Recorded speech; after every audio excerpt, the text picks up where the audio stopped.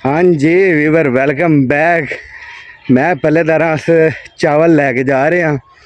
चावल अस की यारी देग तो ये पहलेदार लंगर लैके जा रहे हैं तो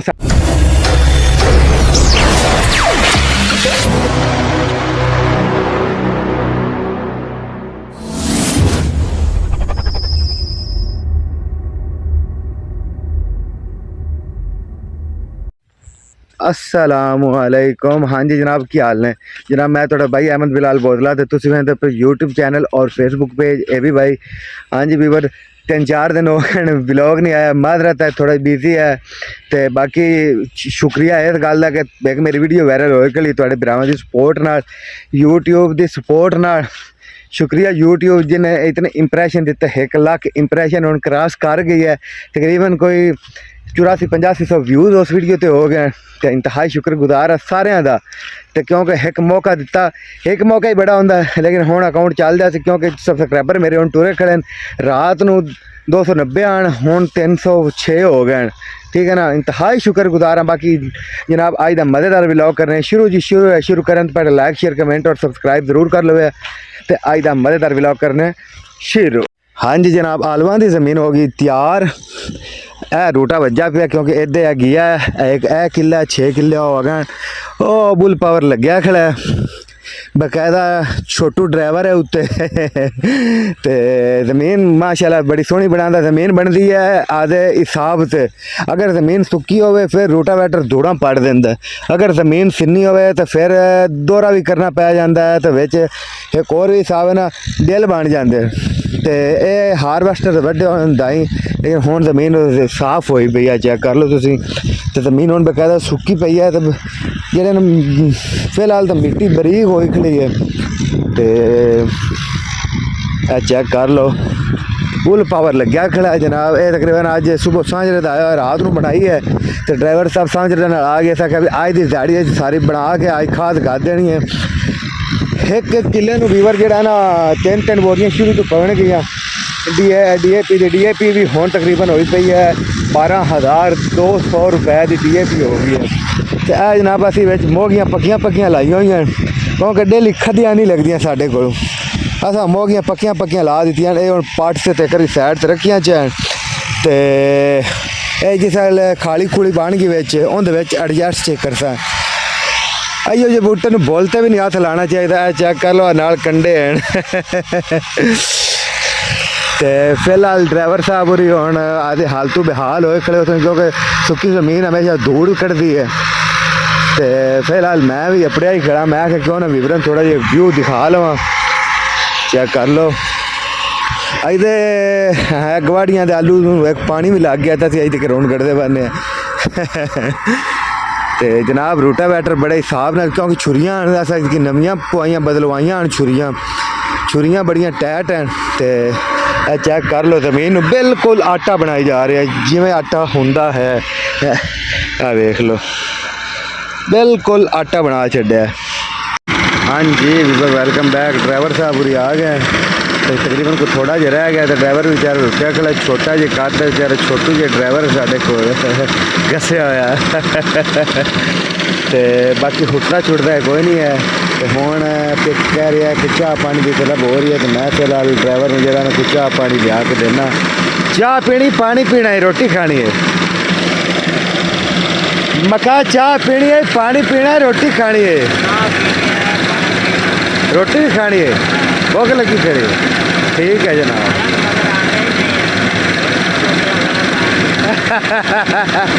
चलो मैं ले आऊँगा। और काम ओके है? तेरे मुंह से बड़ा लगा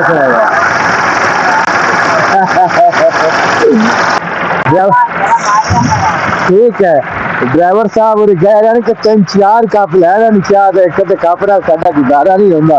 तो गल इवें ही है, असी पेंडू बंदे सुबह पीने चाह, फिर 12 बजे चाह, फिर 3 बजे चाह, फिर शामी चाह, फिर खाना खावन तो बाद चाह, फिर कोई मेहमान आ जाए चाह। ठीक है, फिर किसी ले भाग जाइए चाह। यार पट्ठे वड्डन जाना है यार, पहले चाह पी ले यार।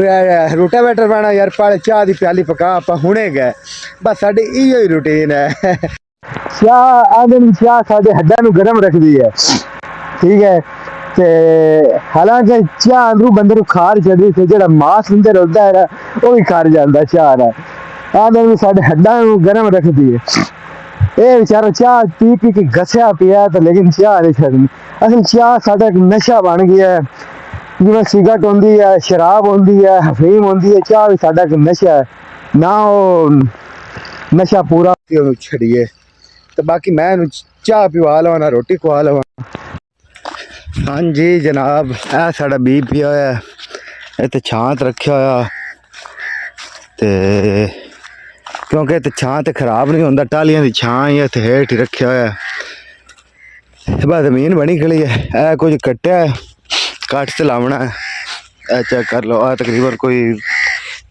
30 बोरी कट्टी पई है ये कट ते लाना ए तो LR है जी वीवर वेलकम बैक सुबह बखैर अज हो गया अगला दिन तो अज साढ़े जरा ना जमीन रात को बन गई तो आलू गिरने शुरू हो गए ओ चेक करो चल तुम विजिट करवाना अज यार नवा सोशल मीडिया ते एक आवाज़ उठी खड़ी है कि अलीदा शहर की वीडियो वायरल हो गई है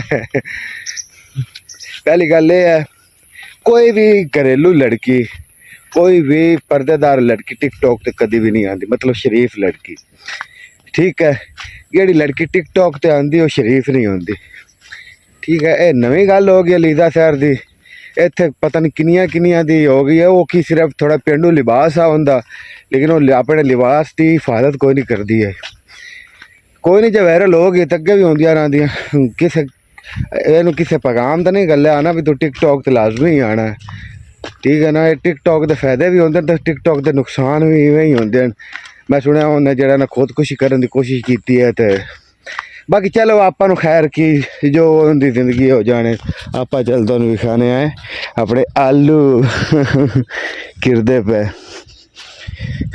आ जमीन कल रात में ड्राइवर बिल्कुल रोटावेटर हाल शाल मार ते तैयार कर गया चेक करो टोटल तैयार हो गई पई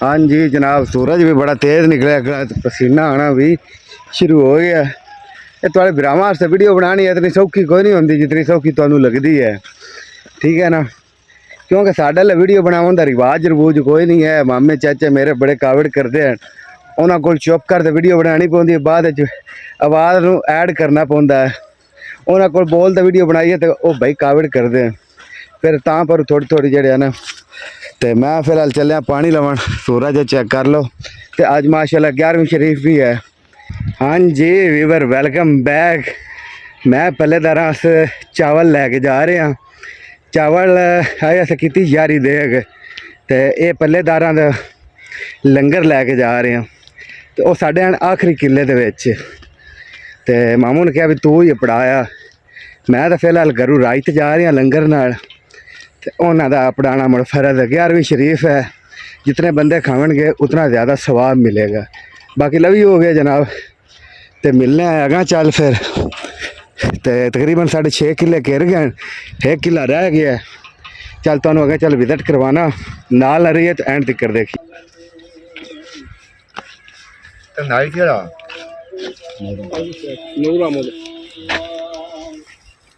चावल है यार, क्यों बात कर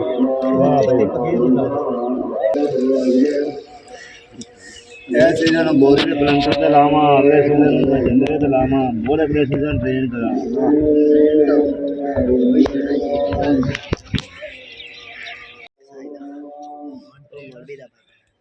हाँ जी वीवर वेलकम बैक। बिल्कुल शाम हो गई है, सूरज लै गया है ते जनाब किला या 1.5 किला रह गया, लैंड रह गई बस। प्लांटर हकीर की खड़ा, आलू आई केरी जाता बड़ी तादाद, मगर साढ़े को बी मुक्या खड़ा। अल्लाह अल्लाह कर तो मसे मसा ही पूरा उस। फिर अल चलने हैं, चल हुण माल शल चोना, चो के तो फिर सुकून करांगे, तो फिर व्लॉग अपलोड करांगे। तो अपने भाई ने तो इजाज़त, अल्लाह ने के बान खुश रहो, आबाश रहो, जींदे रहो, वसते रहो, सलामत रहो, सब्सक्राइब करते रहो। अल्लाह हाफिज़ जनाब।